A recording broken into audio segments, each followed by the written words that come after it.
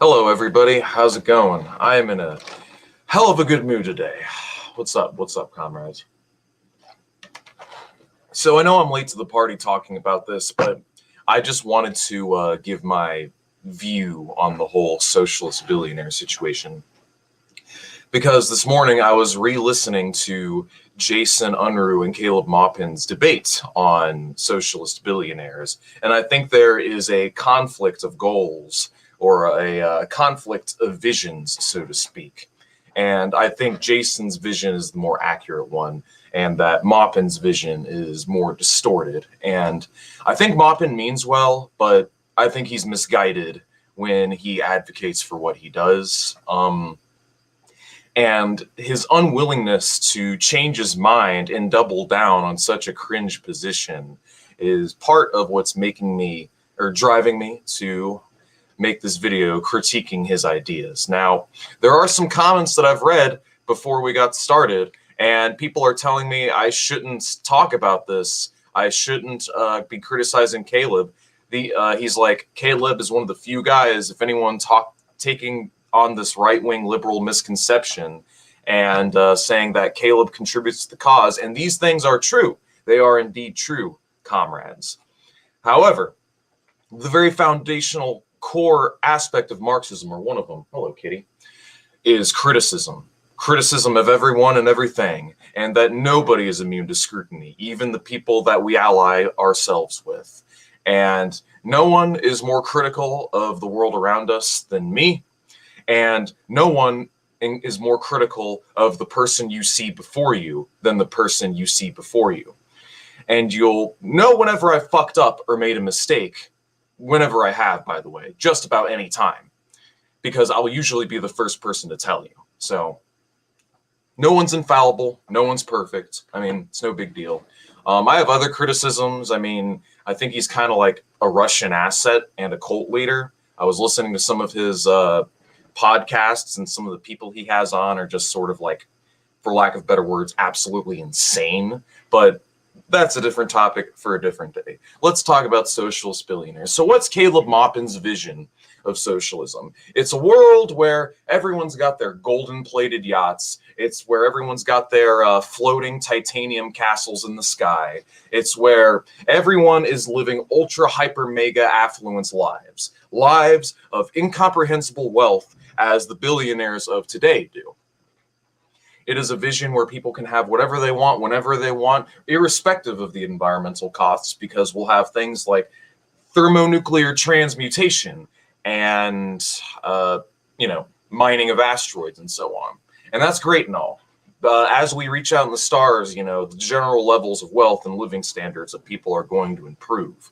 But the problem is with the wording and the message and the goal. Because the thing is with socialist billionaires is it gives people the idea that that's like the goal, is to make everyone like billionaires. We're all these hyper wealthy, ultra affluence, mega, ultra, uber, incomprehensibly wealth people that are estranged from the rest of the general population. And the problem with this is the goal of socialism is it's to liberate humanity. It's to realize the goals of the Enlightenment philosophers of old, the goals of the French revolutionaries of old. We are here to succeed where they have failed. That is to realize a world free of poverty and exploitation, a world of free thought, liberty, and democracy for all. That was the ultimate goal of the Enlightenment philosophers and revolutionaries of old. But they failed in that goal. Liberalism has failed to achieve these goals, and that's where we step in. The goal of our movements is to realize a world where everyone's wealthy enough to where we all live a respectable standard of living and nobody's left in the dust.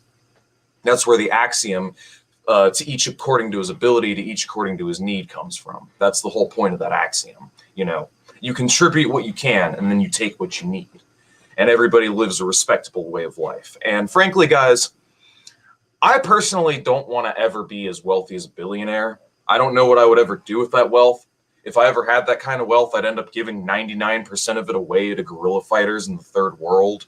The rest of it I would use to set aside for my children's college funds, healthcare funds, buy some land, have a nice little humble cottage out in the wilderness, have some land so I can let my dogs and my cats and rabbits run around or whatever, fuck my big titty girlfriend, have some kids, and, you know, not have to worry about medical bills. Like, when I think of wealth, when I think of what it means to be wealthy, when I think of what it means to be like everyone is equally wealthy and everyone is equally well off, I'm not thinking we all have floating castles in the sky. I'm thinking more, nobody has to go bankrupt over medical bills. People can go to college. People have, you know, the basic necessities needed to fulfill their lives and be the kind of person they want to be. Because that's the ultimate goal of this, is to liberate the freedom of the individual. So the individual can go on to live whatever kind of life that he wants to be. He can go on to become the person he was born to be.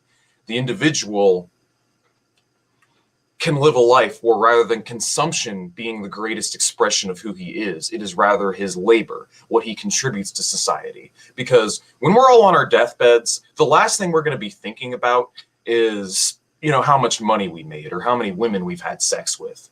The things that we're going to be thinking about on our deathbeds are ultimately what we brought to the table, like what we contributed to society, the people that we've helped out, the relationships that we formed, the good times we've had, the love that we've made, you know. These are the things that we're going to be thinking about in our final days. We're not going to be thinking, oh man, my diamond plated floating castle in the sky and my army and legion of robot servants.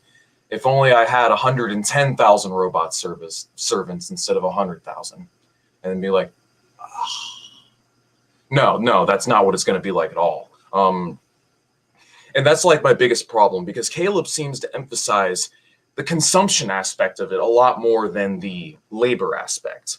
Because the whole point, like the biggest issues with capitalism, besides the exploitation aspect of it, is the alienation.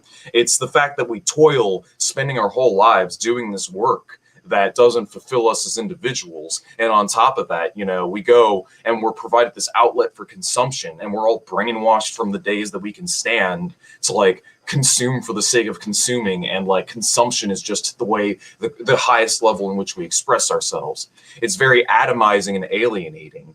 And really, it should be about what we bring to the table, and that's what Marx's goals are. That's what Marxist goals are about. That's pretty much like the core of this.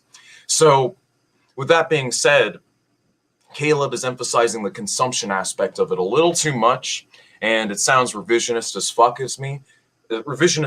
to me, and by extension, very cringe, very, very cringe, bro. And with that being said, yeah, I mean, I don't know what else to say besides that. I personally wouldn't ever want to be that rich. God forbid. I hope you guys don't either. Like, I mean, I want what you guys want. Everyone to be wealthy enough to where we're living respectable ways of life, to where we all have respectable standards of living, and we're just free to do whatever we want, you know, as long as what we're doing in our free time doesn't negatively impact anybody else. You know, it's a world free of exploitation where we can all just chill. I'm thinking more Star Trek society than I am the overemphasis on material stuff. Because to me, I don't know, Caleb's vision of everyone being ultra wealthy lords sounds, I wouldn't want to live, if that's Caleb's vision, I don't want to live in a world like that. I'd rather fucking put a gun to my head and blow my brains out than live in a world where we're all these atomized individuals with legions of serfs, servants, and robots, and everyone's just like their own lord, estranged and disconnected from the rest of humanity. I do not want to live in a world like that. I want to live in a world where we all have respectable ways of life and we're all brought together and connected, rather than the one being isolated as one, you know, the many becoming one. That's the goal of all this, right? It's the many becoming one. So let's read some comments here. Let's see, am I getting something wrong? Am I getting something wrong here?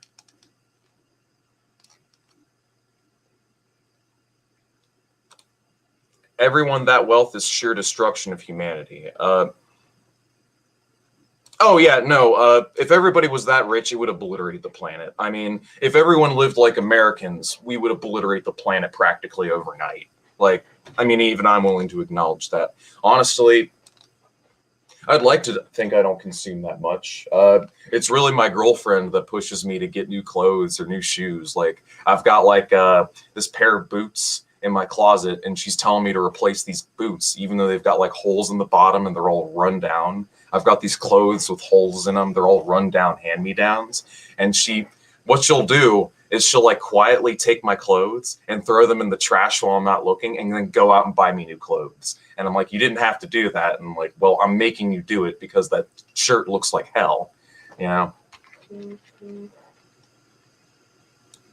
I don't know, but like I said, I feel like Caleb has kind of lost the plot, and that his whole thing on socialist billionaires, while well-meaning, is misguided.